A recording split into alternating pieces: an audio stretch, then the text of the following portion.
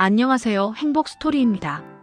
오늘은 제가 최근에 서울 반지하 빌라를 떠나 경기도 문산의 25평 아파트로 이사한 기적같은 실전 경험담을 들려드리려고 합니다. 여러분, 단돈 50만 원으로 아파트 전세를 들어갔다면 믿으시겠습니까? 50대 초반 1인 가구, 뇌경색 투병, 거기다 신용까지 엉망이었던 제가 어떻게 이 위기를 극복하고 월세 영원의 보금자리를 찾았는지 오늘 그 비결을 다 털어놓겠습니다.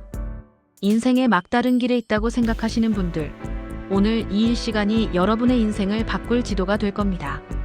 행복스토리 구독 누르고 함께 시작하시죠. 먼저 아시는 분들은 아시겠지만 아직도 이 좋은 제도를 몰라 이용하지 못하는 저소득층 분들이 참 많습니다. 전세임대는 아파트 분양받는 청약이 아닙니다. 내가 살고 싶은 집을 직접 골라오면 LH가 대신 계약해서 나에게 빌려주는 제도입니다. 저도 청약은 번번이 실패했습니다. 나이와 소득이 어중간했거든요. 하지만 전세임대는 달랐습니다. 전세임대는 지원 한도가 1억 3천만 원입니다. 서울에선 이 돈으로 넓은 집 구하기가 하늘의 별 따기죠. 반지 하나 아주 작은 빌라뿐인 게 현실입니다. 그런데 경기도 외곽으로 눈을 돌려보세요. 저는 문산으로 왔습니다. 비록 신축은 아니지만 방 3개의 거실까지 있는 25평 아파트가 가능했습니다.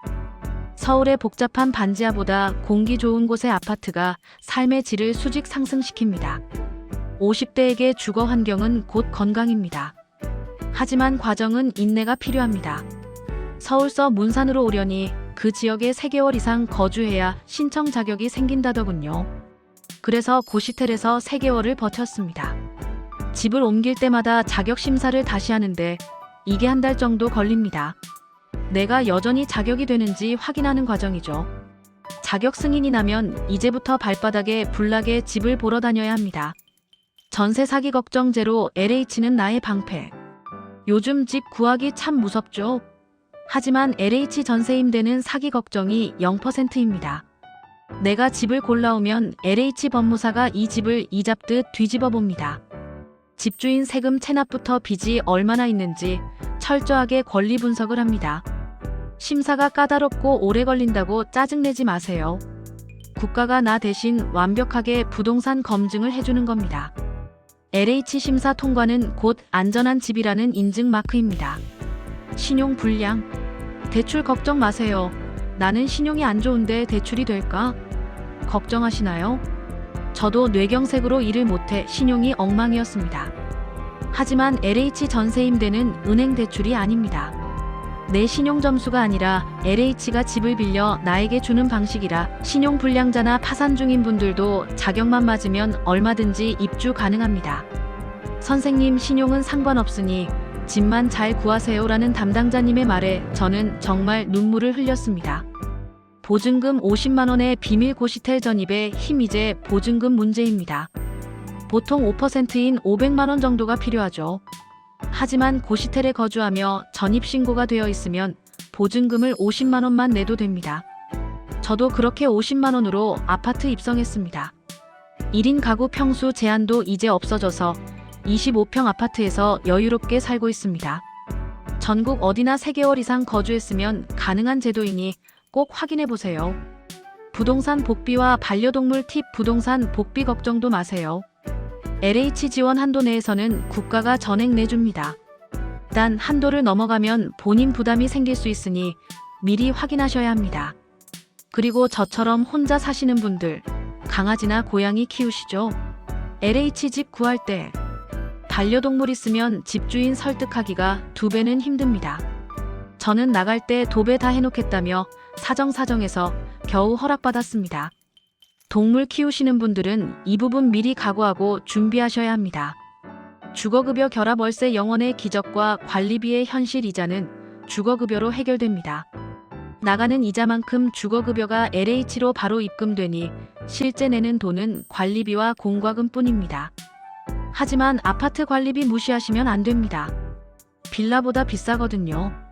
특히 문산 같은 외곽은 겨울 난방비가 꽤 나옵니다. 주거급여 받아서 아낀 돈, 관리비로 미리 떼어놓는 지혜가 필요합니다.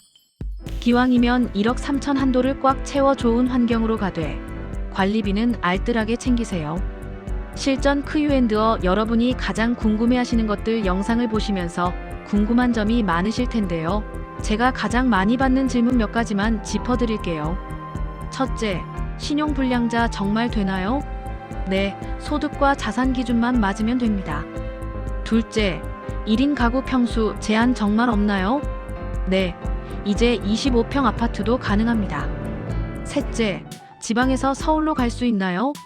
타 지역 이주 절차를 밟으면 가능하지만 해당 지역 자리가 있어야 합니다.